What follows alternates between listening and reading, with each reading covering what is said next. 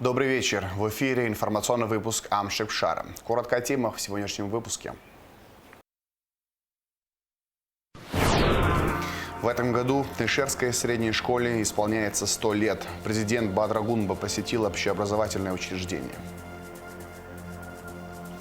Расширенное заседание Президиума Академии наук Абхазии, посвященное 80-летию со дня рождения Арзанба, прошло в Сухуми. Лекция, посвященная колориту советской эпохи в архитектуре города Сухум, прошла в Доме Москвы.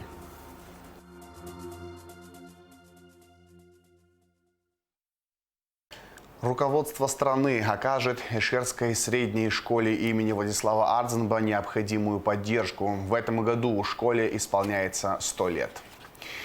Президент Бадрагунба посетил общеобразовательное учреждение, осмотрел отремонтированный спортзал и экспонаты школьного музея, посвященного Отечественной войне народа Абхазии. Затем президент провел рабочую встречу с главой администрации Сухумского района Алхасом Читанава и депутатом парламента Фазлыбем Авицба, где шла речь о том, что необходимо сделать в школе в первую очередь. Подробности в материале Шазины Ханагуа. В живописном селе Эшера находится школа, где переплетаются история и образование. Это не просто учебное заведение, а настоящая сокровищница памяти об одном из самых значимых деятелей Абхазии. Сам Владислав Арзанба прошел здесь годы учебы, а его родители были неотъемлемой частью школьной жизни. Отец Григорий Константинович многие годы преподавал историю и был завучем, а мать Надежда Шабановна заботилась о порядке в школе, работая деловодом. Утром с официальным визитом в школу прибыл глава государства Бадрагунба. Для президента провели экскурсию, показали экспозицию, посвященную Арзанба, рассказали о жизни первого президента, вручили в подарок книгу «Эпоха Арзанба».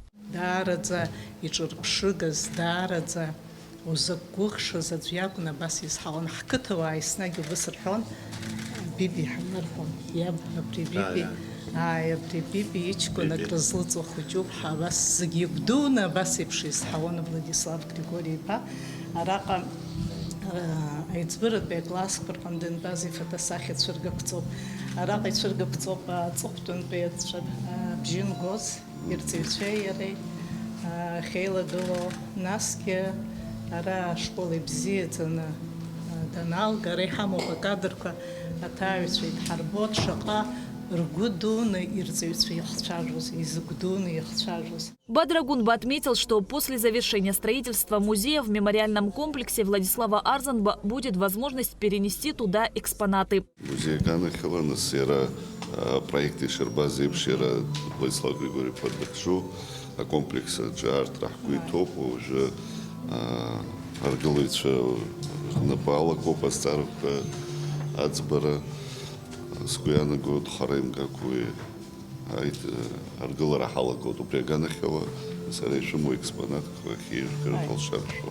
Глава государства осмотрел школу. Ранее здесь капитально отремонтировали 3 кабинета. Сейчас необходимо обновить ограду и провести ремонт фасада учреждения. Предварительно согласовав с администрацией и с администрацией школы, составили дефектный акт первоочередные работы по фасаду, цоколь и фасадная часть, работы по музею, обустройству музея, работы по ограждению, входная группа и благоустройство территории, асфальтирование площадки, въезда.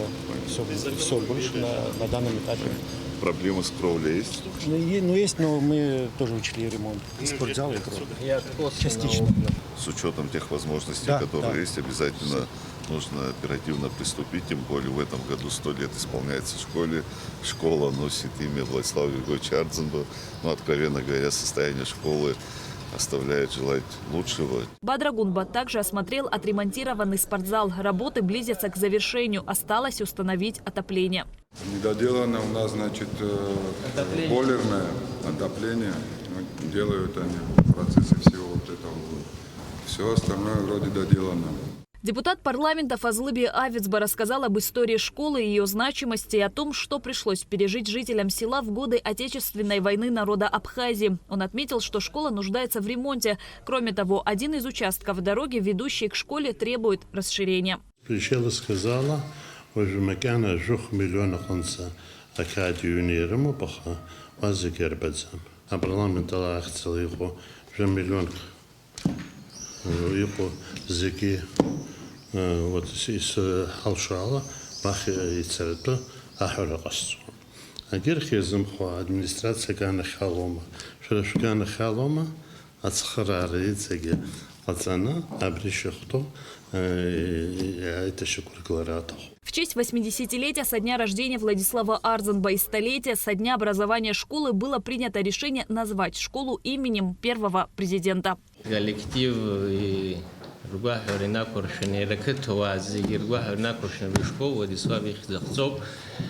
уже ариайрам шир юбилей очнем май випшилзе абризиги и пшнокумка ашкс царашкс налаго абри мероприятие шапнагонс ираюэдзерей шапнаго шишкуса хоцра школги нербене абра мероприятие хвитоп абриоп яхегихчик хазырцахцахо. Владислав Григорий по ихецхо школ это глазаща хопада это глазаща их троуско я халшу зигнах дзотсом пашешкус хоцотаре школы из изгвашта зипш я халшу убри тазгватера голландзе я халшу ускоми пахка паскуяна год. Всего в школе обучаются более 60 детей. Президент заверил, что правительство сделает все необходимое для ремонта школы и достойного проведения юбилейных мероприятий. Шазина Ханагу, Гугуца Вардания, Алексей Гухава, Абхазское телевидение.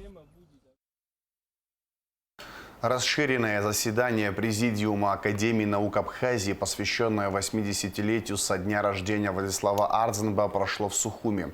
На мероприятии присутствовала вдова первого президента Светлана Джиргиня. Заседание также посетили вице-премьер Джансух Нанба, глава администрации президента Беслан Эшва. Подробности в материале Гундышова.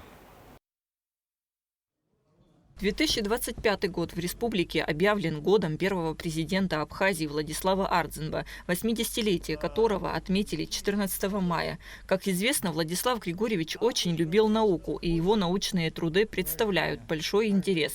Поэтому неудивительно, что в память о ученом, историке и выдающемся государственном и политическом деятеле Академия наук провела расширенное заседание. Представленные доклады охватили различные аспекты жизни и деятельности первого президента. Особое внимание было уделено его вкладу в становление и развитие абхазской государственности. Владислава Арзенба было предопределено стать проводником курса, направленного на реализацию права абхазского народа на самоопределение.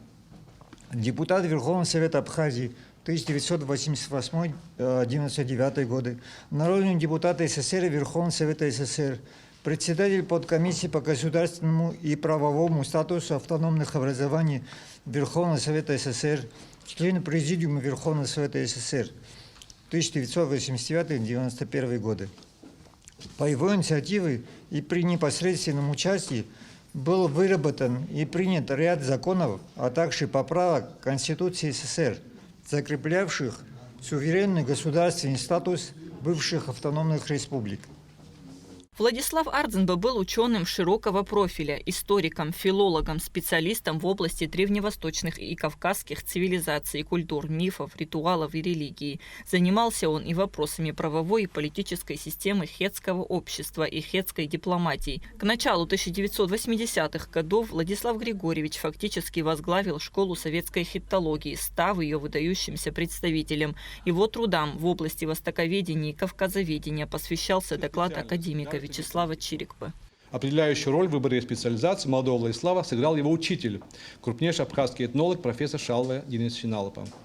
Владислав Григорьевич рассказывал мне, как однажды Шалва Иналпа вернул перед ним карту древнего мира и сказал: вот здесь было хетское царство, я хотел бы, чтобы занимался хеттами. Почему абхазского этнолога так интересовали хетты? Потому что именно через изучение хетского языка и хетской цивилизации можно было проникнуть в тайну хаттов, древних предшественников хеттов, язык которых, как полагают многие ученые, генетически связан с языками Северо-Западного Кавказа. Участники заседания отметили неоценимое значение наследия Владислава Ардзинба для будущих поколений абхазского народа. Его имя навсегда останется в истории Абхазии как символ мужества, стойкости и преданности своей родине. Среди многообразных научных проблем, разрабатываемых Владиславом Григорьевичем, одно из центральных мест принадлежало проблеме реконструкции образов, сюжетов и мотивов нардского эпоса. Глубокие познания Владислава Григорьевича в области древних культур дали ему возможность раскрыть прежде незамеченные ритуально-мифологические тайны абхазской нартяды. Здесь особенно ярко проявился блеск таланта историка-хитолога, исследователя ритуалов и мифов эпической традиции и языков Древней Анатолии и Кавказа. Соратники Владислава Ардзинба поделились воспоминаниями и личными впечатлениями об его лидерских качествах, принципиальности и заботе о благополучии народа. Во время чаепития он говорит, значит, мы обязательно победим, мы вернемся в Сухуми. Как мы вернемся, на базе всех этих сельскохозяйственных учреждений должно быть создано научно-исследовательский институт сельского хозяйства. Мы услышали, в апреле 1993 году выходит постановление правительства и был организован институт сельского хозяйства. В мероприятии приняла участие вдова первого президента Светлана Джергения. Ей вручили 8 томов нардского эпоса за авторством президента Академии наук Абхазии Зураба Джепо. Заседание Академии наук стало важным событием в череде мероприятий, посвященных памяти первого президента Абхазии, и еще раз подтвердило глубокое уважение и признание его заслуг. Кундашова, Инал Гвинджия, Абхазское телевидение. Центральная избирательная комиссия 11 июня зарегистрировала инициативную группу избирателей по выдвижению Астамура Дауровича Джопуа кандидатом в депутаты парламента по избирательному округу номер 26. Досрочные выборы по этому округу состоятся 26 июля. Выборы назначены в связи с досрочным лишением Адгура Харазия, баллотировавшегося по этому округу, депутатских полномочий. В МВД провели медосвидетельствование личного состава на предмет употребления запрещенных веществ. Тестирование проходило в здании МВД, где лаборанты Республиканского наркологического диспансера подготовили все необходимое для процедуры. Тесты выявили 10 видов запрещенных веществ. Первыми проверку прошли министр Роберт Киут, замминистра Беслан Чкадуа и руководство УГАИ. На сегодняшний день тестирование прошли более 100 человек. Целью данного тестирования является выявление недобросовестных сотрудников, употребляющих наркотические средства и психотропные вещества. Проводится оно в соответствии с поручением главы государства Бадры Гунба. Как сообщил министр внутренних дел Роберт Киут, по итогам тестирования есть положительные результаты. Все они будут уволены из органов внутренних дел без права восстановления по соответствующей статье. 12 аппаратов для добычи криптовалют обнаружены и изъяты сотрудниками ГТК и СГБ 10 июня при осмотре подсобного нежилого помещения в доме номер 49 по улице Татарской в Сухуми. Оборудование принадлежало гражданке Харчилава, которая проживает в этом доме, но прописана в Ткварчале. Она пояснила, что аппараты она приобрела в Сухуми у незнакомого ей ранее лица без товаросопроводительных документов, подтверждающих таможенное декларирование на территории Абхазии. Вину свою признала полностью, сообщает пресс-служба ГТК. Возбуждено дело об административном правонарушении. Министр просвещения Хана Гунба принимает участие в 3-м международном форуме министров образования «Формируя будущее», который проходит с 11 по 12 июня в городе Казань. В рамках форума состоялись встречи Гунба с директорами всероссийских детских центров «Орленок» и «Океан». Также планируется ряд встреч, посвященных актуальным вызовам международной образовательной среды, системе ценностей, воспитанию, оценке качества и доступности образования. В форуме принимают участие представители более 30 стран, среди них министры образования Объединенных Арабских Эмиратов, Белоруссии, Абхазии, Южной Осетии, Мьянмы, Лаоса, Камеруна, Буркина-Фасо, Зимбабве и других государств. Лекция, посвященная колориту советской эпохи в архитектуре города Сухум, прошла в Доме Москвы. Спикером выступила Манана Кокускир, заслуженный журналист Абхазии, старший научный сотрудник АБГИ. Мероприятие было посвящено Дню России, который отмечается 12 июня. Репортаж Айлиты Арутюнян. Архитектура – значимая составляющая в жизни человечества. Это древнее искусство строительства, проектирования различных сооружений и зданий по всему миру. Конечно же, древний город Сухум тоже часть исторического наследия. Зрителей, посетивших лекцию, ждал приятный подарок – книга под названием «Архитектура Сухума». У каждого обладателя книги была возможность до начала мероприятия получить автограф от самого автора. Аудитория с интересом слушала не только лекцию, но и могла увидеть старые фотографии города. Манана Кокускир рассказала о том, как появилась идея создания книги. Это моя плановая работа в АБГИ. Но когда я стала копаться в протоколах, документах, в газетах, путеводителях, я увидела, что набирается очень интересный материал. И думаю, что ж самой только лицезреть это, когда надо людям показать. Тем более, что этот период не исследован в Абхазии. Сухум – это последнее название города. На протяжении своей долгой истории столица Абхазии называлась по-разному. Аку, Диаскурия, Себастополь, Сухум-Кале и не только. Менялся и внешний облик города. Город Сухум, который вы сейчас видите, он возник совершенно недавно. Хотя нашему городу 2500 лет.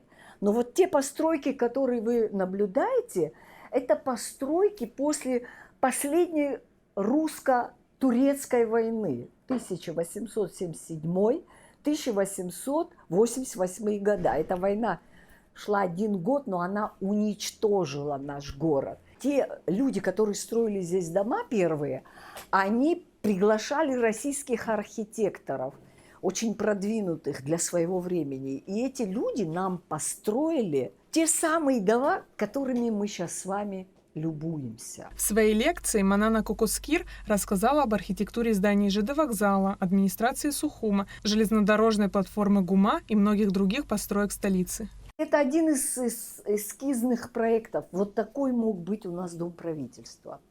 Вот я нашла этот проект. То есть вот тот же Ленин. И посмотрите, какой он был, да, камерный. Но этот не прошел проект. А какой прошел? Вот это тоже из этой серии. Вот такой предлагали советские архитекторы в 1933 году. Вот он, наш проект, который победил. Для того, чтобы построить этот дом, была создана организация, называлась «Управление по постройке Дома правительства при ЦК СССР». Вот они, эти строители. Также в ходе лекции Манана Кокускир рассказала о приезде Алексея Шуйсова, знаменитого советского архитектора, и о том, как его приезд повлиял на архитектуру города. В 1930 году сюда приехал Щусев, знаменитый академик архитектуры. Это автор разработал обязательные нормы архитектуры для всех городов Советского Союза. Представляете, автор вот этого, учебника по архитектуре. Он приехал сюда в 30-е годы, сам прошелся по берегу, по улицам. И вот его советы были просто гениальные. И вот то, что мы сейчас видим в Сухуме, в принципе, это его заслуга. Благодаря лекции Мананы Кокускир молодое поколение получило возможность узнать больше об исторических и архитектурных зданиях Сухума. Их уникальность и удивительная история напомнила о необходимости сохранения культурного наследия нашей страны. Айлита Арутюнян, Ахрам Мичба, Абхазское телевидение. Сотрудники госинспекции по маломерным судам и погрануправления ФСБ России в Абхазии провели совместный рейд в акватории Сухумского, Гудаутского, Гулрыбского и Очимчирского районов. Проверяли наличие у владельцев маломерных судов соответствующей документации на право пользования плавательными средствами, а также их технического состояния. Инспекция выявила незначительное количество нарушений правил судопользования. Нарушителям вынесены устные предупреждения и выписаны административные штрафы. Нарты из Абхазии примут участие во встрече выпускников КВН в Екатеринбурге. Игра состоится 20 июня в зале МТС Live Hall. На встрече выпускников КВН также ожидаются выступления команд высшей лиги 4 Татарина, Татарстан и сборная МАИ Москва. А сейчас расскажем о погоде. В четверг, 12 июня, в Абхазии не ожидается осадков. Температура воздуха ночью 15-20, днем 21-26 градусов тепла. Температура морской воды плюс 22 градуса.